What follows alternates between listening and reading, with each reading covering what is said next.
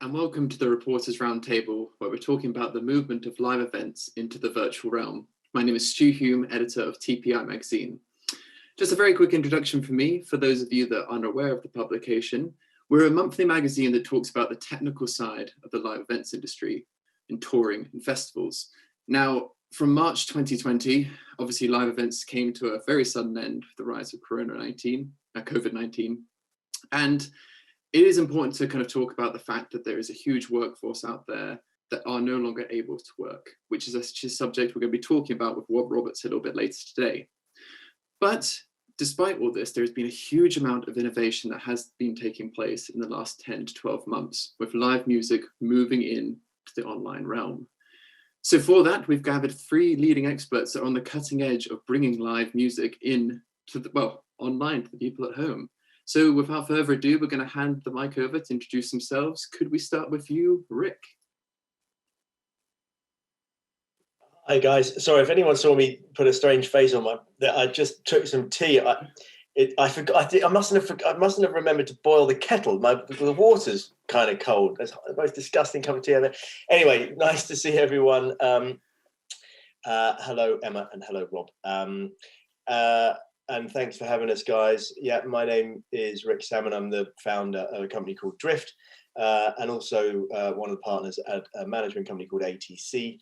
Driift was kind of born out of ATC about 10 months ago, and is a specialist in producing, promoting, and as a platform for ticketed live streamed events. We've done 17, 18 events over the last 6 months. Sold over 400,000 tickets, generating over $8 million in revenues for the artists. And it's been an amazing and exciting journey in an otherwise pretty dark year, obviously. Brilliant. And Emma, over to you. Hi, Emma Bull. I'm a creative director, designer, working predominantly in live music, also in television performances. I've worked with lovely Rick and Driift in this very, very strange time, but it's also very exciting, new collaborations and finding ways to still bring the music basically, and also bring some some causes that are helping a lot of people in the industry, which is equally as necessary right now. So yeah. Brilliant. And finally, Robin. Hi, I'm Robin Collings. I'm CEO of Lost Horizon, one of the founding directors of Shangri-La at Glastonbury, and I've been head of production at Boomtown for the last 7 years. So yeah, I very much come from a festival, sort of site-specific, large-scale live event world. But as a response to COVID, after the beginning of the first lockdown, the team behind Shangri-La sort of connected with Sansar, who are a VR platform, and developed a new project. Really, it was quite an experiment from our perspective, a bit of a we didn't really know where it was going, but actually it's gone from strength to strength. We're just sort of finishing a round of fundraising and looking forward to the next 12 months. Really got quite a nice pipeline of creative and live virtual shows, and hopefully when real life events come back in some way, we're going to try and bring the two together, which I imagine is a plan for a lot of people. Brilliant. And as I kind of said at the beginning there, March 2020 was a shock to many people in the live events industry, how quickly everything just came to an end. Very quickly, if we just go around the table, where were you when kind of live events kind of came to an end, and how did that affect your immediate work? Emma, maybe start with you. Yeah, I mean, I sort of split my time between live touring and also doing television promotion for artists. So when things came to an end, I suppose like most people, the lifestyle, everything in my world kind of had to change, the children, how we were going to manage, how our day-to-day life sort of is going to work around this situation, which I think we all felt was very much a short-term situation, maybe that summer would be quiet, yes, the festivals wouldn't happen, but come September again, everybody would be super busy and sort of back to work. So for me, I actually took it in my stride that first lockdown, and just tried to kind of stay in touch with people and believe that it was quite a short-term issue. And yeah, I mean, I suppose some of us in the industry, you don't take much time out. Summer's all year round is a really busy time. So we could kind of go, oh, so we're going to stop for a minute. We're all at home for a minute. It was almost like a really small novelty value that happened for a few weeks because, we're people that don't get to enjoy normal life so much. So, I took it as a positive in that very first moment. I was going to have more time at home, but just manage the same as everyone else, really. Just try to stay engaged, stay in touch with people. Yeah. Brilliant. And Robin, how about you? Yeah, I mean, I've been, 100% focused on festival work, really, all year round, between Boomtown and Shangri-La. And so it hit me quite hard, really. It felt incredibly bleak at the beginning, and Glastonbury went first. It's earlier in the year, and we spent a lot of time sort of trying to reimagine and reproduce and replan Boomtown. We really didn't want to pull it, but actually it just became more and more clear that there was no choice. So yeah, it was quite, it hit us quite hard, really, and literally 100% of my paid work as disappeared. So it really felt like time to reinvent and and start again. And so that's kind of where Lost Horizon came in, and we just jumped straight on it. We found this opportunity with Sansart, and we were like, let's go. There's no question that, and luckily Shangri-La was in a position to be able to do that and invest a bit of time and a small bit of money into that. And so we went in, and thankfully it kind of worked. And then Rick, I just want to kind of bring it over to you. So when, events can no longer happen, venues have had to shut, but it seems like Driift, you had a kind of solution right out the gate. Could you just talk about, for people at home, the service you provide and maybe some of the projects earlier in, the first few lockdowns?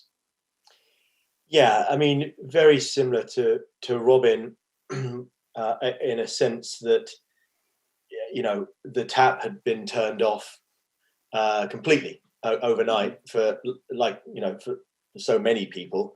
And as same as Robin, as a manager and as a management company, of course, managers only make money when artists can make money. No one pays our salary unless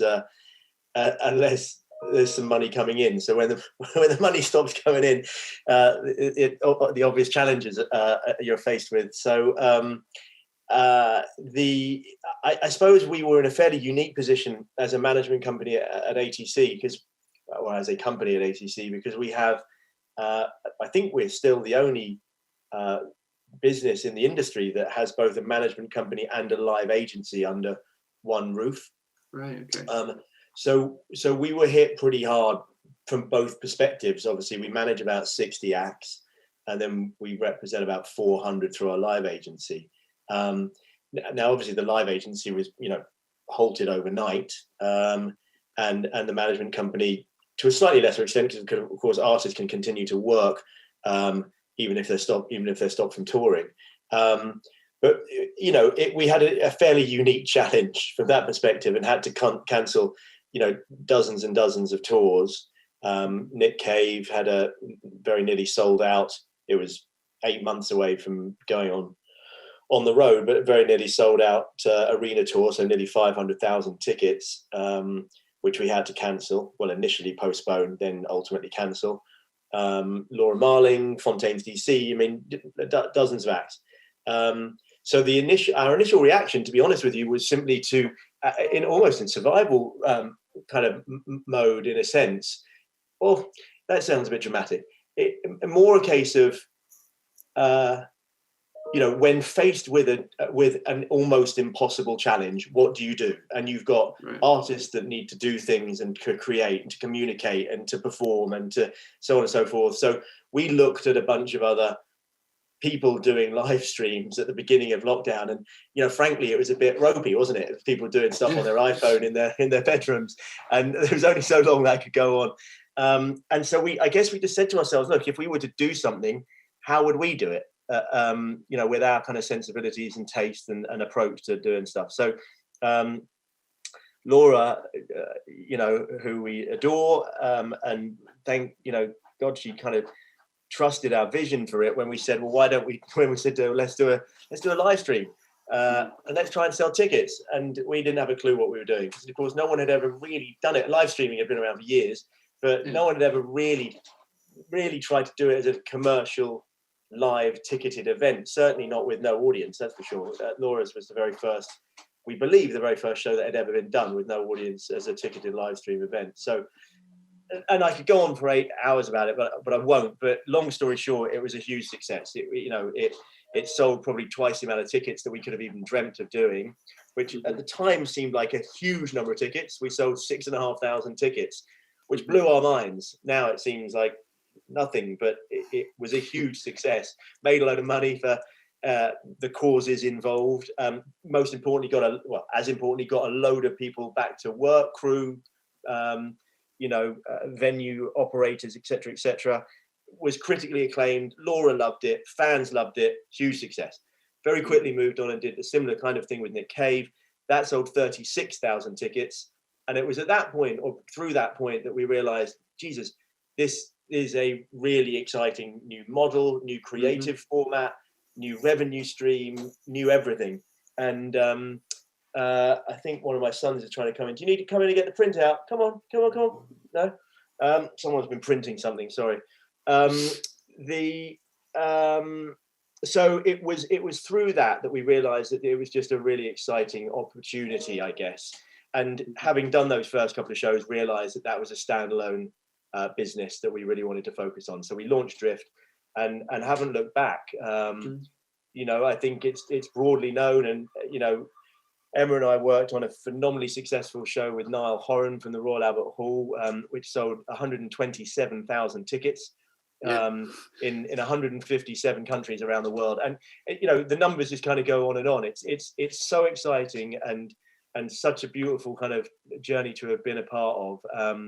And I think, as we're all seeing now, we just all feel it's something that's here to stay, and is a new tool and a new medium and a new format that we can all make use of going forward, no matter what. And so one small, ray of light to come from a pretty challenging time. Absolutely. I mean, just when you go through that kind of like timeline, as you say, streaming was very much kind of seen as artists with an iPhone kind of like speaking their front room, and then all of a sudden we're at these very large scale productions with a huge crew. And as you mentioned, Emma, you were part of one of these productions with the Niall Horan show. As someone that usually works on like tours and the traditional sense of a live show, what was it like moving into this format, and what was the other kind of feedback you got from the rest of the crew as you kind of reformed the touring family?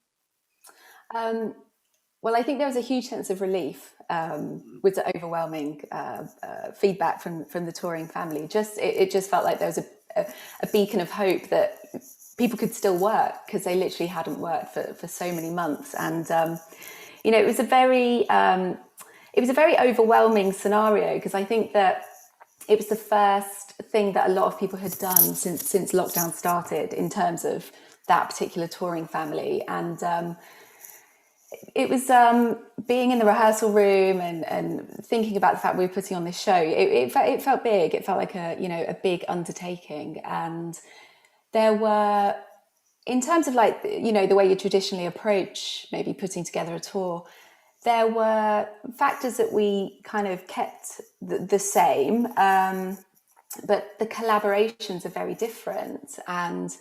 And it was actually very liberating to have those different kinds of collaborations, and to be looking at, something Driift have done is put shows into unused spaces that are like iconic venues. And that was, to do that as a one-off was really liberating, because you don't have to think of the constraints of how does this show move from one space to another? How does the aesthetic translate between venues? And actually what you end up doing from a design point of view is working very much with the architecture of the buildings. And that was a really nice challenge, because for us on that show, particularly working in the Royal Albert Hall, we were able to design in a way that you would never be able to see that space in normal times, because, you know, we use the boxes, we use the venue in a completely sort of 360 way, which obviously has been done before, but in terms of where all of the light came from, and the vision from Paul Dugdale, the director, it was very unique. You couldn't actually do that in normal times. And I think we focused very much on that, because we thought, well, what's a huge positive we can take from this situation? What Absolutely. are we trying to get across? We're trying to be authentic for Niall, because it was a big driving force with Driift in what he wanted to get out of the show, what the objective was. And so we were trying to stay authentic to him. We were trying to stay authentic to his music. We were trying to make sure the set list was pleasing to the fans, you know. And it was unique. It was the thing about the way that we're designing these shows now for live streams. It's, you know, it's not to replace live music. It's not. It's not like a traditional capture of when you design a show and then somebody comes in to film it 6 months down the line. It's a completely different discipline. So at first I thought, well, what is my input in this? Because it felt like the creative was kind of in place, but actually everybody has their unique kind of skill sets, and nobody is being asked, you know, you don't have to change the way you're approaching necessarily. You're just learning to collaborate in a different way. Absolutely. And that was, it was really exciting. But, you know, in the same, moving forwards in terms of, you know, other designers in the industry or creatives or, you know, anyone putting on these shows, it's not like you have to change the way you approach things. It's almost like you just have more input into how you do them, which is, you know, is quite exciting. It's a positive to take from it, because, you know, all we're trying to do is, you know, I'm coming into that environment with experience of doing the live stuff, but not necessarily, I don't always think about things from a camera point of view. So it's just, you know, it's a discipline in itself that it's going to be around for a while. I think that's the nail on the head. It's a discipline in itself. It's not just a kind of a stopgap in necessarily. It's just a kind of like, oh, we're just going to put on a show. It's its own thing, which kind of neatly goes on to Robin's project. I mean, there's one thing obviously going and doing a show in the Royal Albert Hall, but, you know, Robin, you recreated a festival environment that people could actually go into. You know, talk about kind of changing skills. What was that like, from going from, you know, organizing a festival ground to this? Well, look, I think what Emma just said about authenticity is really key. It was right at the centre of how we thought about it, because our initial response to shall we do a show in virtual reality was a bit like, you know, we've not been particularly VR heads before this, you know, so our initial response was a little bit sort of, well, you know, we're up for it, we got time, we're interested, but why and how? So we started exploring the Sansar platform, which is bloody amazing. You know, it's sociable is the thing, and people can interact with each other, and the audience are all together, and they can communicate and chat and dance side by side. And it kind of emulates. Obviously, is not a patch on a live experience, but you can make a new friend, and you can explore and experience real live music and performance and the charisma of a kind of performative stage show in a headset. It feels really like, you know, you're in another world. But the really, it was very important for us, you know, to make sure that it felt authentic and it didn't just feel like a sort of disposable moment or a computer gamey gimmicky thing. And that's quite a challenge, because it is a computer game and it is quite an odd visual thing, and people are, you know, it's heavily stylized and it can be a bit cartoony. And so we chose to, rather than make avatars of the performers, we decided to kind of really push to get green screen functionality inside the world. So we try and get the best quality green screen setup that we can to stream the performance into the world, and that kind of like allows the audience that connection that you might have with a that you have on film or in a live circumstance, but in this kind of interactive gamer-like environment. So yeah, the authenticity is the key, and something that we really kind of, that's probably explains about 2/3 of the budget for us that we've spent, is to try and make sure it really felt like something that wasn't just a sort of flimsy copy of a world. So we're not like trying to do an impression of a festival. We're trying to create this mad, interactive, rich environment in its own right that you might want to go into anyway, if when real events are back on the cards. The other sort of thing is about sort of accessibility and opening that kind of culture, festival culture, and our sort of, Shangri-La's got quite an aesthetic language, framework within which we work, and we've got this kind of, a lot of that sort of emerging subcultural art and sort of underground dance music, and and sort of like emerging artists right next to superstars. That's our sort of like that the way we operate, and Glastonbury allows us the protection from sort of a lot of commercial and considerations to be able to be fairly risk taking, like culturally. But we didn't want to lose that. That's kind of our identity, and so we just made sure that we kind of incorporated a lot of that visual language that goes with the kind of group of artists. So we incorporated visual art and film and digital art from our whole network, a whole body of people that work with Shangri-La and Shangri-La Art, which is a sort of rolling collection that we constantly are commissioning and exhibiting. And so that felt like the thing. And then, there is one barrier with the platform we're on at the moment, in that you need a fairly good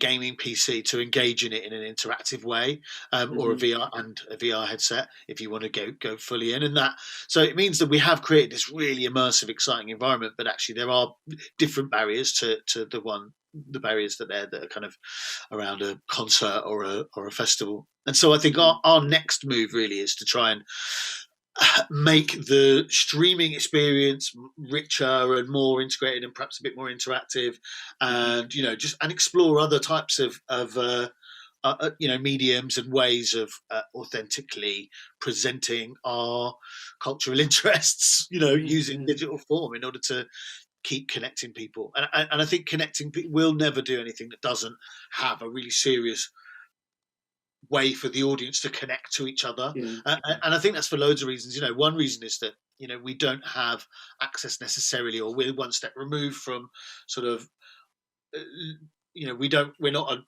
agency, we don't manage artists, so we're always one step removed from those artists who've got a really big audience and who've got the momentum to be able to gather, to sell 36,000 tickets, which is like epic, and I'm so glad that is happening. And for us, but because we're one step removed from that, it's actually more about the environment and the interaction and the audience interaction, and then hopefully that brings with it the interest from the artist. And that did happen over the summer, like Peggy Gou and Carl Cox and Fatboy Slim, and like just epic numbers of incredible artists just jumped on board and were up for it, and I think we benefited from the fact that the kind of the rules of the game changed there for a minute. And the goodwill, everybody seemed to kind of come together and go, right, the whole world's in this strange setup. So I think you raised an interesting point just before. I've been talking about kind of, I think early days of streaming, a lot of people were saying how it's never going to replace live, and I always want that connection of being in a crowd, which obviously, I personally want back. But it's interesting when you kind of go down this road of streaming and virtual events, it's opening up to an audience that simply wouldn't have existed before, because not everyone can get to the arena or the festival ground, which is just really interesting when you're talking about bringing a community together as well. We actually did have a question though in the live chat. Obviously, live streaming and online events is still a very developing process, and could be to Rick really. Were there any kind of steep learning curves, or any kind of mistakes perhaps you made along the way during the last kind of 10 months when you were kind of making this a viable process? It's a great question, and I can honestly say steep learning curve. I think it's just been a learning mountain from start to today, and it's continuing. I mean, just to pick up on Robin's last point before I answer that directly, I mean, and Emma even touched on it earlier as well. I think one of the things we're all experiencing, isn't it, guys, is that it's what it's definitely not is trying to recreate live. It is wholeheartedly, it is a new format. And, you know, for Robin and his team, you know, legendary venue at Glastonbury at Shangri-La, you know, the utopia and mayhem and amazingness that is that space. You can't recreate that anywhere else, and it never can be, and that's why it's Shangri-La, and that's why it's Glastonbury, and that's why it's the Royal Albert Hall, and that's why it's everything. You know, these places are special because they exist physically. Trying to replicate that is a mistake. What you need to do, and what I think we're all doing successfully, is you taking the learnings that we've had from our experiences over the years and repositioning that and reinterpreting it and reimagining it. To Emma's point earlier, you know, there's an incredible liberation that you feel when you find yourself in the fortunate position of trying to capture an artist or capturing an artist in an incredible space and not having, funnily enough, to worry about an audience, because bizarrely the physical space, we now realize, is actually quite restrictive. And ironically, if you even extrapolate that further, you kind of almost think, well, the bigger the venue, so a huge field or a massive arena or a stadium, surely that's more liberating because it's a massive space. Well, actually, ironically, it becomes more restrictive because there's more people in the way. Now, that's not to say that there's anything wrong with physical shows, because of course it's a perfect and brilliant, you know, thing. But doing these events and approaching them in a very different way is crucial. So I suppose that kind of partly answers the question of what were the learning curves. So a few, you know, without doubt, the initial thoughts from people, I remember the conversations when we started telling people what we were doing back in April. They thought we were bonkers. Like, that's not going to work. What? No audience? What's the artist going to do between songs? What? No clapping? No feedback? Like, that's not going to work. You know, understandably. And us too, frankly. We're like, well, it kind of works with Laura because she doesn't really like to talk between songs in any case, and quite likes the kind of dead, awkward silence sometimes it's created, and the tension that's created between a performer and an audience. So it kind of worked for her as a format because she doesn't want to necessarily communicate and speak that much during the songs in any case. She wants to let the music do that talking. But as we started stretching the model out, we did Biffy Clyro, which is still one of my favorite shows we've done. It was amazing. And it proved that rock could work. And then we did Dermot Kennedy at the Natural History Museum with, you know, a bit of spoken word from Paul Mescal, the actor, and a string section and backing vocalists and full band. And we started to realize that every time we kind of stretched the format, it was robust, it worked. Mm-hmm. And it was so exciting. So there's all of that learning, which has just been phenomenal, because but no one's ever done that stuff, because why would you? People, if I'd have said to anyone this time last year, oh, we're going to do a show, live streaming show with no audience, it's going to be great, and we're not going to sell any tickets, physical tickets, they'd be like, I've lost your mind. Like, because of course I would have said the same. So it's funny, really crazy how things pan out. And I suppose out of our adversity, I mean, let's face it, art, as we all know, tends to be driven out of adversity. It tends to be driven out of a challenge. It tends to be the reaction or the resolution to some sort of tension. And there's never been a greater tension, a greater challenge that the music industry and art has faced, really, certainly in the musical space. So amazing learning curve from that perspective. And then just some other observations, just quickly. I touched on it a bit earlier, but the geographical scope. You know, 171 countries we sold tickets in across the shows that we've done. There's only 198 on the planet, so it's a huge percentage of the world. We were selling tickets in island nations in the middle of the Pacific, and you know, countries in Africa that you certainly can't tour to, Sudan, you know, places like that. places in Indonesia that you can never tour through logistically because it is not possible to get to, all this stuff.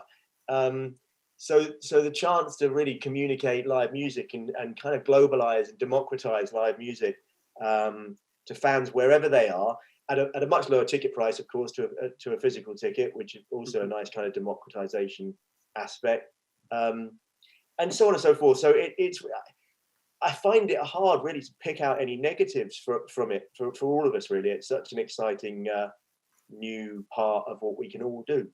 Yeah, I think that reach, that global reach, and the change of who can access the culture that we all have, kind of lived in for a while, and I think that's really exciting. That like in Lost Horizon, I quite often end up, in the virtual smoking area, if you like, talking to people, and I've ended up in conversations about the lockdown and the realities of life in a lockdown with people in Brazil, in the US, in the Ukraine, and in Western Europe, and like just chatting with people on the internet, through Lost Horizon as avatars, and then being like, actually, I'm going to go in because the Peng Shui's about to be on, and people nip in and watch their favorite act, and actually, I think that for me, really, the first moment where I kind of went, oh, wait, this actually is global opportunity. Sure. And the barriers to access in terms of for people like us producing events are just different and relatively low now than if you wanted to put on a show virtually, if you as an artist or a collective or a festival or just somebody creative, versus like somebody who wants to try and produce a concert or get that global reach. I think that's changed, and I think probably over the next 6 months to a year, we're going to see some really exciting work. Artists who've like experienced this new way and clocked onto it, who are now producing work or an album to be experienced through a virtual, a virtual platform, or shows that are designed and created, like you were talking, Emma, about how you design a stage show differently for an audience or for a multi-camera stream. Like, we're all going to get loads better at it, and the content's going to get more richer and more exciting and more engaging for an audience. And so I think it's going to build, if anything, even when real world events come back. I feel like there's somewhere between home entertainment, live music, and for us, gaming world. I think they seem to be kind of just trying to slot together at the moment. It's interesting. Yeah. I think there's just one point on that as well, in terms of how we then move back into, when we're allowed to have audiences back, and when we're allowed to, we're doing live shows as well as the live streaming. We're going to have the hybrids. It's sort of the longevity of these shows, or the work that these shows create, because there are, of course, still tens of thousands of people who are out of work, crew wise, the people who kind of support the artists in the industry, and the people who have been working in the business for so many years who are still without work. And I think that will be the next step, surely, is to try and create projects that are that go on for longer, so that people actually can be engaged and can have work, because people are used to having some crew perhaps may go out on the tour for like 2 years or something, and the live streaming is great, and this is a slightly separate conversation, but of course there is before we get back to live touring, that there probably, hopefully, will be something that sort of bridges where we are now to where we're going to get, because we just can't lose all of those highly skilled people, because we all need them so desperately when things do come back, so Absolutely. So we're kind of coming to the end of the session, but there's a few questions kind of around the same lines that have been coming in, which is talking about, will streaming continue or virtual events continue when we get back to normality? I think all of you have kind of answered and kind of stated your claim that this is here to stay. So I guess if we could go around the table, how do you foresee, let's say, either a festival or tour kind of taking place when we're kind of out of this, and how the virtual event will kind of live alongside a physical one? Whoever wants to take that one first. We've been sort of working with Sansar and with exploring other ways and platforms, but we have this thing called the Gas Tower. It's a venue that was kind of born at Glastonbury, but we now have a virtual version of it, a fairly kind of true representation of it in VR. And so we're really keen on having sort of virtual windows so we can run the two things in parallel, and having the live performance on stage being streamed into the virtual world. People who can't get to the live event will go into the virtual one and experience it, and then have LED walls at sort of ground level, so the audience in the real world event can dance side by side with the avatar audience and communicate through the ether. Technology's there. There's literally, apart from the sort of compressing the stream enough, and processing the stream into the virtual world, there's literally nothing stopping us doing it, apart from the lack of the real world event. So I think that's our big next move, really, to try and do side by side virtual and real world, and see if we can get that interaction, and should be exciting. Very experimental, but that's our move. Unfortunately, we've actually now run out of time, but to the three of you, thank you so much for your insights, and hopefully see you soon in the real world. Thanks, Stu. Thanks, guys. Cheers. Thank you very much. Next up, we have Rob Roberts on the Sofa Sessions. Take us through some of the impacts that COVID-19 has had on the live event sector and those working within it.